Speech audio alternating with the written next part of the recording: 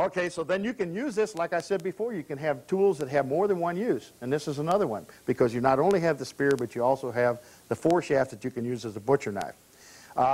These also, we know that they have these because we found them in caves out west where there were 20 points hooked, you know, like on a piece of leather that a guy would put on his belt or put around his waist in a little pouch.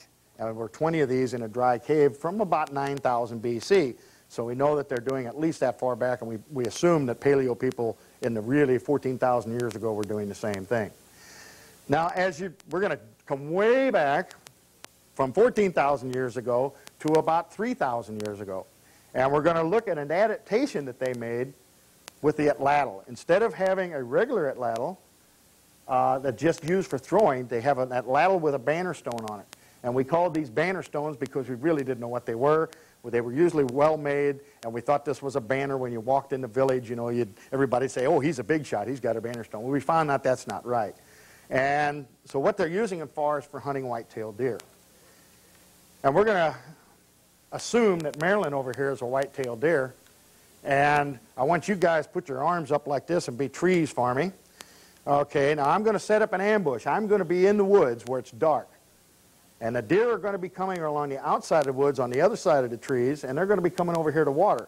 And she's going to be the deer coming around the corner of the trees. All right, so I have to stand here, and when I see her coming through the trees, I'm going to pull my atlatl back, and what's going to happen? She's going to spook. She's going to take off because she sees that movement. And a deer can jump from this corner of the room to that corner of the room without hitting the ground. They can really move. So that means that when she comes around the corner, I got to be in this position. And I got to wait for her to look away, because if I throw and she's looking at me, she can sidestep that arrow in a second, that spear. Nothing to it. In fact, they can do the same thing with a bow and arrow.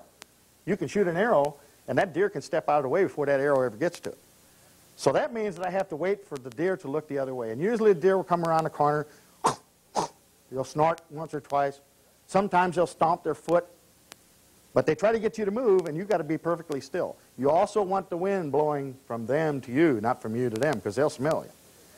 So you have to be all set up. And as you wait for that deer to look away, after about 30 seconds, this muscle here starts to get very, very tight. And after about a minute, this muscle up here gets very tight. And after a minute and a half, you can't even get your throw because your muscles are all tied up. So that's where the banner stone came in. You take the atlatl with the banner stone on it, and now you hold it there, and it's nice and balanced, and you don't have to use your muscles nearly as much to withstand this little point out here. And the secret is that little point on the outside, on the end there, that's 3 ounces. And when you multiply that by 4.5 feet, that's why you need the banner stone to hunt white-tailed deer. So this is another adaptation that, being a hunter, I haven't hunted white-tailed deer yet, but I hunted rabbits and squirrels. And when I hunt mushrooms, I get out in the woods and I play with the deer like this. I'll grab a couple sticks and I'll watch them and see what they do. And that's how I've learned how they react to these types of things. And you can do the same thing. You don't have to hurt the deer. You can sit out there and play with them like I do. Later on in time, one of the things that you use to make a lot of these tools is flint knapping. And you have to get a tool to make all these handles, the bows, anything else on the table. You have to be able to make tools to make those. So what you normally have to get is just a good old piece of flint and a deer antler. A deer antler, the heaviest part as it comes out of the skull, without the tines have been cut off. And so I'm going to drive off a knife in less than a second here. I'm just going to hit this. There we go. And we got a nice little knife that's going to cut this piece of material, and you'll see that this works really well. It's a good sharp knife, and it can cut very well. Now, this is just the basic thing that they can use as a tool. Now, I've got a spear here that I'm making with all stone tools, and I want to show you too that you can use this as a carpenter's plane, that it takes off wood very easily.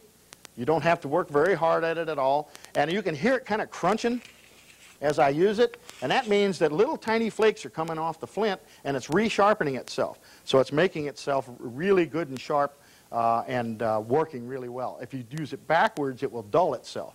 So you only want to use it in one direction.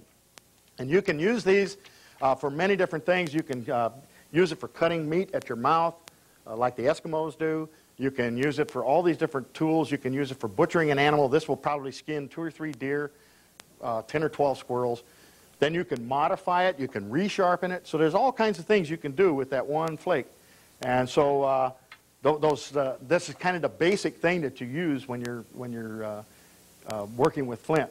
One thing I didn't tell you that I forgot about was I didn't tell you about how the axes are really, how many trees they've cut. Because this one's cut about 400 trees. This one has cut 300. This one has only cut 2. I just made that, and I'm getting ready to use that to make for an axe class that I'm going to give.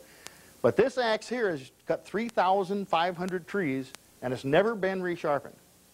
Now, if you cut a tree, cut 5 or 6 trees with a steel axe, you've got to resharpen it. And so this is something that we never expected. We thought that these things were used for maybe 5, 6 years, and they were completely exhausted and got worn down to nothing, and then we threw them away. But now we know that these are passed down probably from generation to generation to generation, and that they last much longer than we thought they ever would. Now I'm going to drop you back again. We're going to come back 1,000 years to about 1000 BC, or about 1000 AD. I'm sorry, we're going to come back 4,000 years.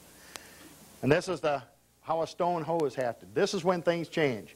They're no longer just hunting and fishing and gathering different nuts and berries and things like that, but they're also doing agriculture. And this is what the people at Cahokia Mounds and other Mississippian sites up and down the Mississippi River and all the way down to the Gulf of Mexico are using. And it's a stone hoe. And it's used to hoe the ground. Now, if you go to most museums, you'll find these stone hoes on long handles. And they don't work very well. When you hit the ground, they're too heavy and they flop over and they don't really work very well. So what we found was a neat little thing at Cahokia Mounds. They found a thing called the Burger figurine. And the Burger figurine was named after Mr. Burger, whose property it was found on. But it's a statue about that big, and it depicts a woman with a snake wrapped around her. And the snake's head is looking back this way, and she's got the snake's head pinned down. And as the snake's body comes around her, she's got this hoe stuck in the snake's back.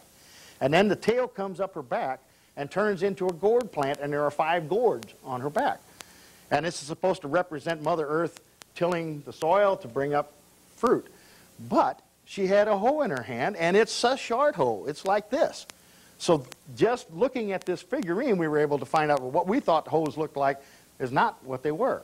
So by looking at things like that, that helps us experimental archaeologists too to be able to see how things are hafted. Also had rawhide lashings about 1 inch wide, which is what we have on this hoe. And then the last thing, well, we got one other thing, I guess, before we hit the last one. And most of you probably have seen one of these. And you know what this is? Okay, it's a bow. Now this is my son's. He made this when he was a Cub Scout. And to show that you can make a decent bow, even if you're a small kid. He was only, I think, 8 years old when he made this bow.